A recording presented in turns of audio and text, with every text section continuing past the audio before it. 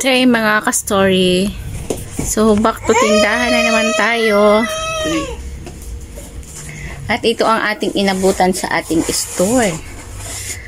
Talagang na-shock ako mga ka-story sa nangyari sa aking store. Oh, ayan ang store ko. Anong nangyari? Oh, anong nangyari dyan?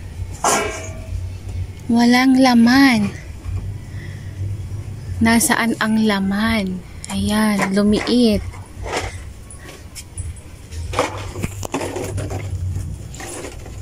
Wala nang mga candy. Oh. Tara na, baby. Tara na. Tara na.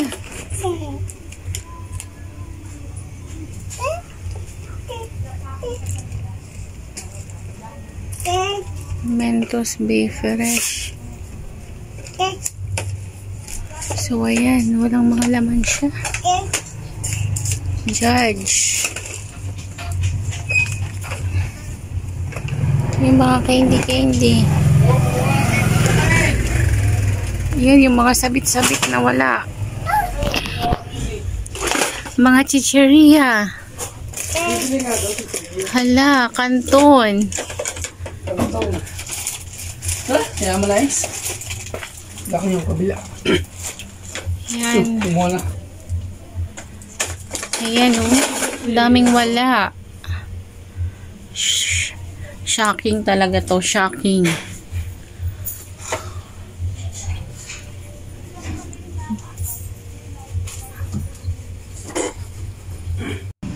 Dahil nga mahaba ang aking naging bakasyon, kaya ganyan ang inabutan ko sa aking tindahan mga ka-story. Halos wala ng mga laman. Nag-ubos na yung mga stocks. Yung mga candy, halos wala na rin mga laman yung mga candy box ko. Wala na rin mga bagong candy na binibili si Boss Amo. Pati yung mga lagayan ko ng mga tinapay, wala na rin mga kutkutin. So, ganyan yung inabutan natin mga ka-story sa haba ng ating binakasyon. Dahil nga sa sunod-sunod na pagkakasakit ni Liit Kulit, may nabuti po naming umuwi muna dun sa aming probinsya.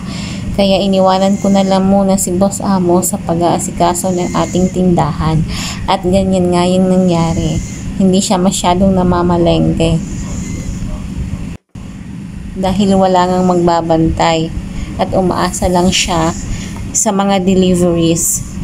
Kaya ganyan ang nangyari sa ating tindahan. Halos mga guwang-guwang na ang laman. Yung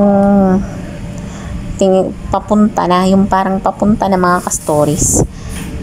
Dahil nai-stress ako katitingin ng aking mga panindang kulang-kulang ay nag-grocery na kami dahil ayoko talaga yung nakikita may mga guwang-guwang ang aking paninda. Gusto ko punong-puno para maraming papagpipilian ang mamimili at maganda siya sa paningin at kaakit-akit siya sa mamimili.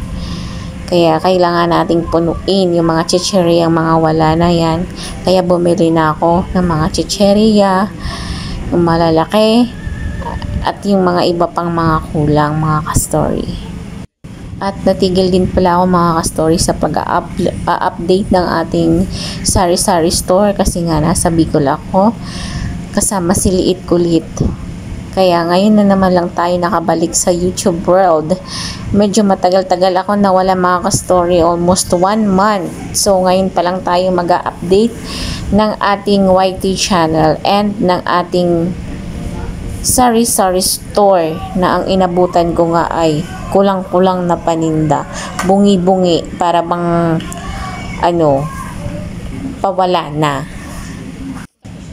Kaya agad kami na grocery sa bago yan dito sa area namin, yung City Mart. So, dyan kami namimili ng mga chicheria para one-stop shop na at para hindi kami matagalan. Dyan na rin kami bumili ng iba pa para yung sa sunod na araw, yung mga ililista na lang natin na kulang pa ang ating bibilhin. Yan, kasama si Liit Kulit. Hindi naman pwedeng iwanan, kaya kasama siya sa pamimili. So, ayan mga ka-story, kaya samahan nyo kami sa aming pamimili Niliit kulit sa City Mart. Para po. Yan. Marami nang wala sa ating store.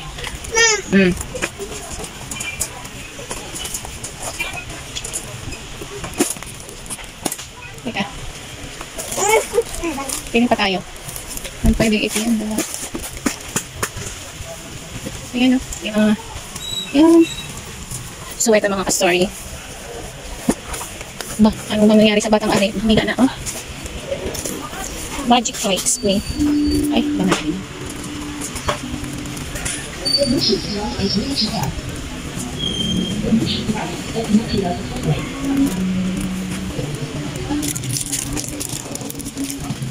Things.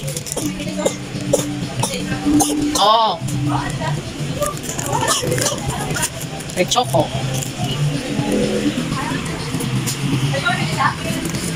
Yeah, ito yung sa tokay. At ipinila ko na nga mga ka-story ang ating napamili dito sa City Mart.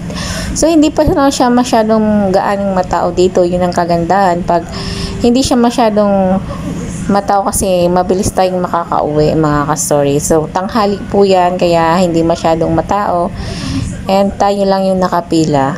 Kaya hindi tayo matatagalan sa ating pamimili. At makakabalik agad tayo sa tindahan para makapagbukas kasi saglit lang po kami nagsarado, siguro umabot lang po kami sa pamimili ng 1.5 hour and nakauwi din po kami ulit para ma-display na ang ating mga ipinamili para mapuno na yung mga guwang-guwang sa ating tindahan at dumami na ulit para hindi tayo ma-stress.